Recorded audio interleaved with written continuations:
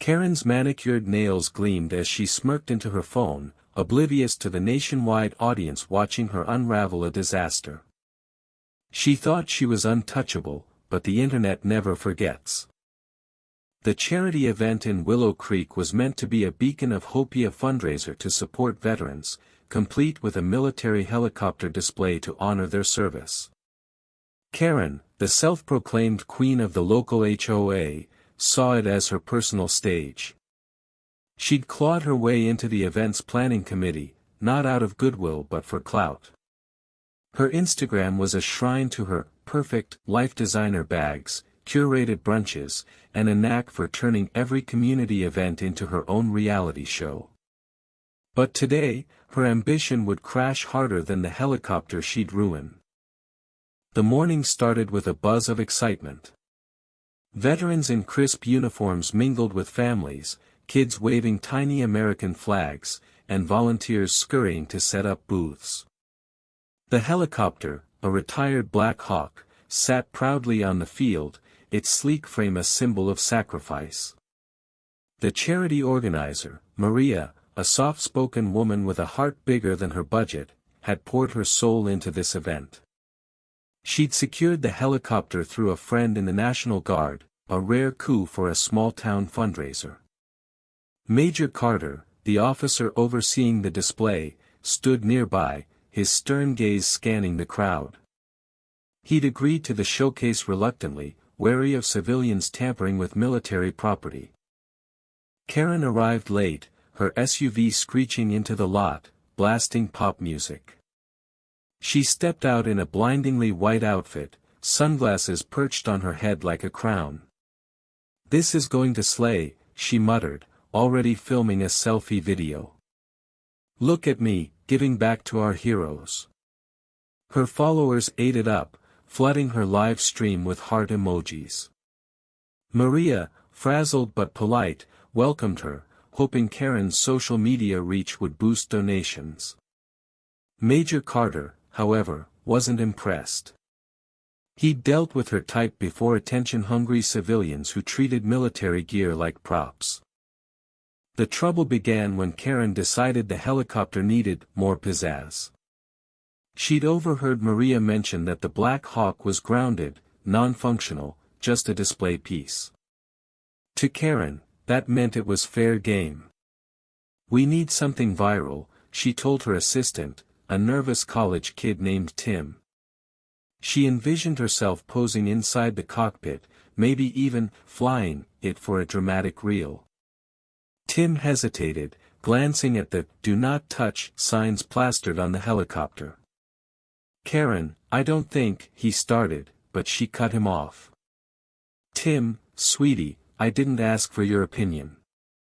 Get me in there." Major Carter was across the field, explaining the helicopter's history to a group of veterans, when Karen climbed onto the Black Hawk's landing skid.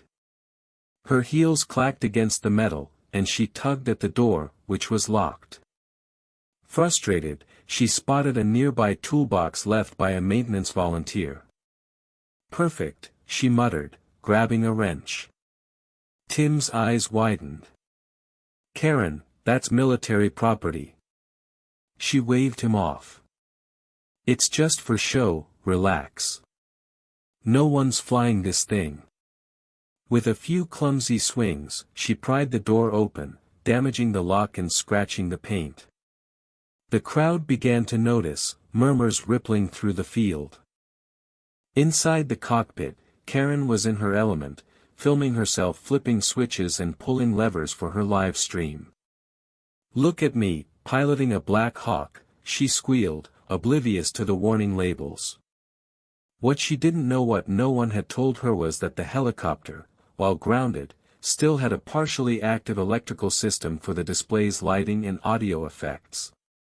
Her reckless toggling triggered a surge, and with a sickening groan, the rotor blades twitched. A loud crack echoed as one blade, already stressed from years of service, bent under the sudden strain. Smoke curled from the engine bay. The crowd froze. Maria, who'd been handing out water bottles, dropped her tray.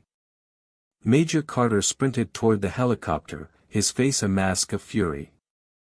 "What the hell are you doing?" he roared, yanking Karen out of the cockpit. She stumbled, her phone still recording, capturing her stunned expression and his blazing anger. "Do you have any idea what you've done?" Carter shouted. The damaged rotor blade hung limply, and the acrid smell of burnt wiring filled the air. Maria ran over, her voice trembling. "Karen, this was for the veterans. How could you?" Karen, cornered and humiliated, tried to spin it. "This is a misunderstanding. I was just making it fun for the kids." But the crowd wasn't buying it. Veterans who'd served in Black Hawks glared, their silence heavier than any insult. Tim, mortified, whispered, "I told you not to touch it."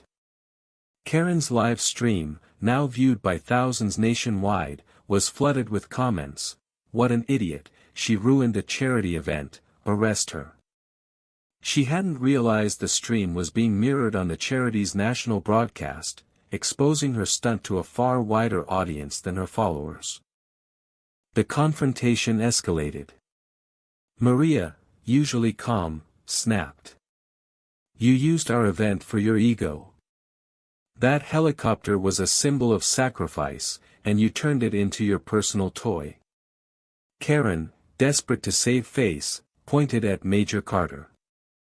"Why didn't you lock it properly? This is your fault." Carter's jaw clenched. "Ma'am, you broke into a military asset. You're lucky I don't have you detained." The crowd gasped as Karen's bravado crumbled. Her phone slipped from her hand, still streaming, capturing her tear-streaked face as she realized the gravity of her actions. The fallout was swift.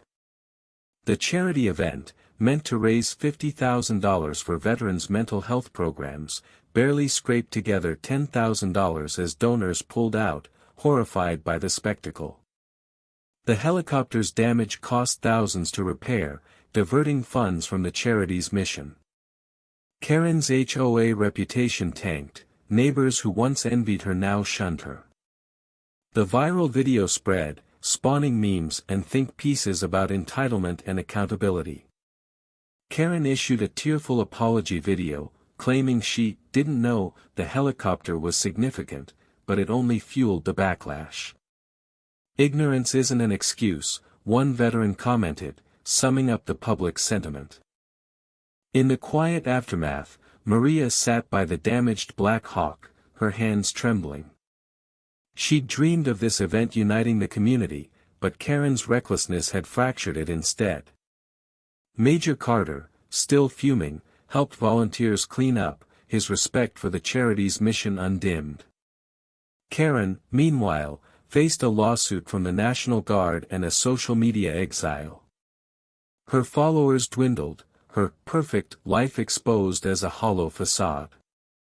The heart of Willow Creek's charity event was meant to be unity, but Karen's selfishness revealed a deeper truth: some people will burn a village to light their own stage.